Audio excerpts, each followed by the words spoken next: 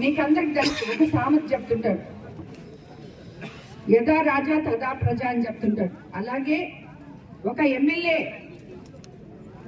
ఏ రకంగా అయితే ప్రజల కోసం పాటుపడి పని చెయ్యాలి అనుకుంటే అధికారులు కూడా అదే బాటలో నడుస్తున్నారు, నాయకులు కూడా అదే బాటలో నడుస్తున్నారు.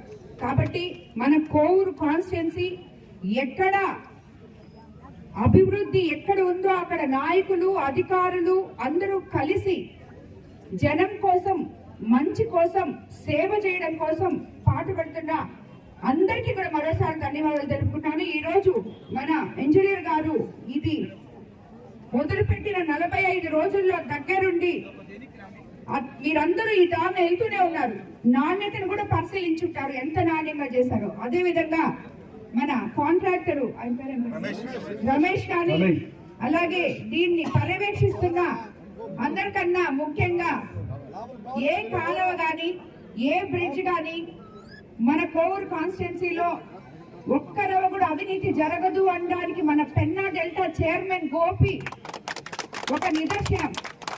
అలాగే మల్లారెడ్డి కూడా దాన్ని అనుసరించి, గోపిని అనుసరించి, అలాగే తాడ్పర్తి విజయ్, వీళ్ళందరూ కూడా ఇక్కడున్న నాయకులు ప్రతి ఒక్కరూ ప్రజల కోసం నాతో కలిసి సేవ చేయడానికి వచ్చిన నాయకులు, వాళ్ళందరినీ చూసి ఈరోజు నేను ఎంతో సంతోషపడుతున్నాను. అందరికీ మరోసారి మీకు అందరికీ కూడా ఈ బ్రిడ్జ్ ఇంత తొందరగా కంప్లీట్ చేసిన దానికి, అలాగే ఆ రోడ్డు కంప్లీట్ చేసిన దానికి ధన్యవాదాలు తెలుపుకున్నాను. రాబోయే రోజుల్లో ఇక్కడ చాలా మంది ఇప్పుడు రోడ్లు కాలువలు అడగడం జరిగింది, వాళ్ళందరికీ కూడా మాటిస్తున్నాను. ఈ రోజు మీరు నాకు ఇచ్చిన అర్జీలన్నీ 2 నెలల్లో ఎక్కడైతే ఇంపార్టెంట్ ఉన్నాయో ఆ రోడ్లన్నీ కూడా కంప్లీట్ చేస్తామని చెప్పి మీకు అందరికీ, కాలువ కాదని ఎక్కడో తాగునీటి సమస్య ఉందని చెప్పి వచ్చారు, అది 2 రోజుల్లోనే కంప్లీట్ చేస్తాం.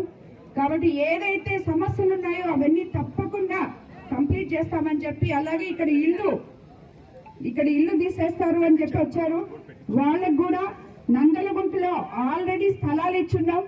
అలా స్థలాలు లేని పక్షంలో ఆ స్థలాల్లో వాళ్ళకి ఇల్లు కట్టించడానికి తప్పకుండా మేము సహకరిస్తాం. ఒకవేళ నందలగుంటలో కూడా ఈ స్థలం లేకుండా ఇక్కడ వాళ్ళు ఇల్లు కనిపిస్తుంటే ఎక్కడో ఒక దగ్గర వాళ్ళకి స్థలం ఇవ్వందే వాళ్ళని ఖాళీ చేయించం.